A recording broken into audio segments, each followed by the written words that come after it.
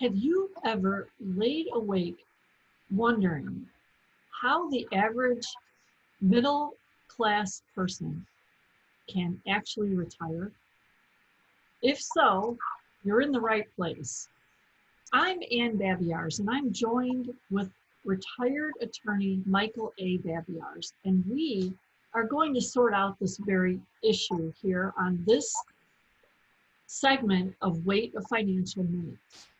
Welcome to the show, Michael. Well, and welcome everyone to Casual Day on Wait a Financial Minute. We're coming to the end of the series we're doing where I'm the special guest, and thanks so much, Ann, for having me on. People don't need to fret because Ann will be back with more of Wait a Financial Minute, but we're coming to a conclusion of our whole series on how to protect yourself, your assets, your family. And one of the key areas of your life in which to do that is preparing for and entering that next chapter of life called retirement.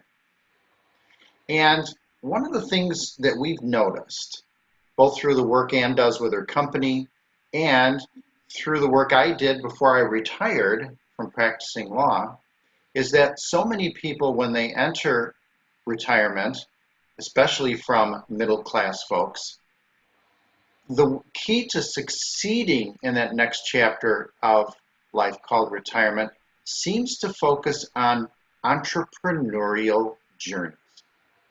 I spoke earlier on another segment of this show about how entrepreneurship provides sort of a fourth pillar to that three-legged stool. Remember the three-legged stool for retirement of Social Security savings and retirement savings? Entrepreneurship can act as another support because, that four-legged chair is sturdier than that three-legged stool.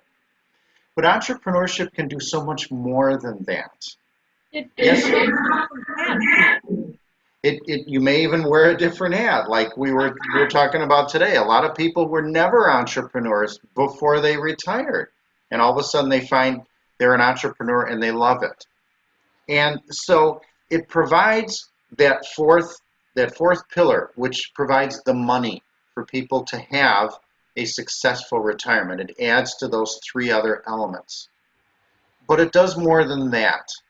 It provides meaning, because oftentimes the types of things that people do with their entrepreneurial journeys are things that they're more passionate about, perhaps, than what they did for their 9-to-5er for the last 10, 15, 20, 40 years sometimes.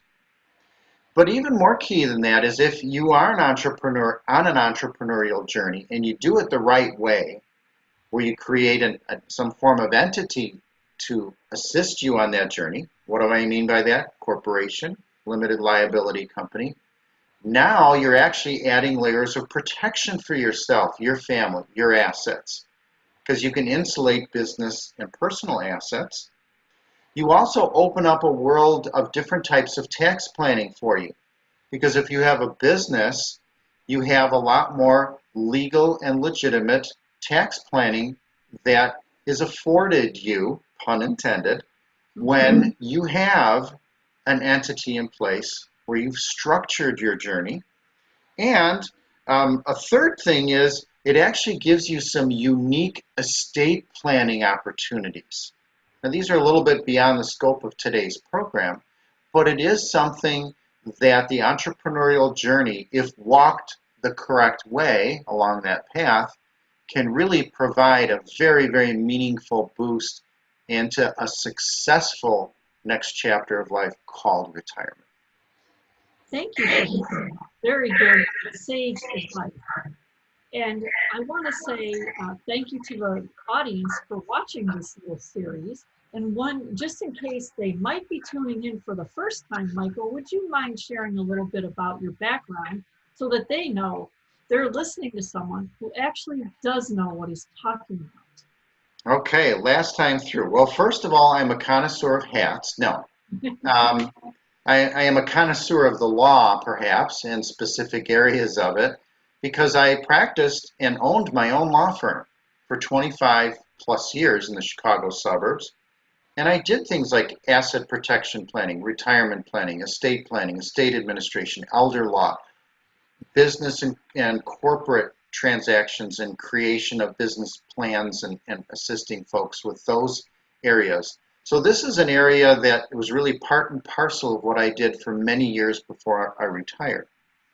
And in addition to doing that, I did a lot of teaching along the way. I was a professor at a local college, taught adult education classes that I created. Continue to teach even today, where I create courses and teach them not only to the general public, but for various corporate trainings. So although I don't give legal advice anymore, don't meet with clients, don't prepare documents, don't do those things, what I do is very important to my sense of meaning and purpose right now in this chapter of life. And that is, I like to help people through the educational process, reaching out to many as opposed to my practice where I would reach out to folks one at a time. Excellent. Thank you for sharing that. And for those of you who want to dig in and go a little bit further with protecting yourself and your assets, we do have a course by that very same name below. There's a link where you can access the course. And if you like our videos and want to go back and rewatch them and get notified for ones in the future, please hit like, subscribe, and ring that notification bell. Thank you so much for joining us on this series, and we shall see you soon.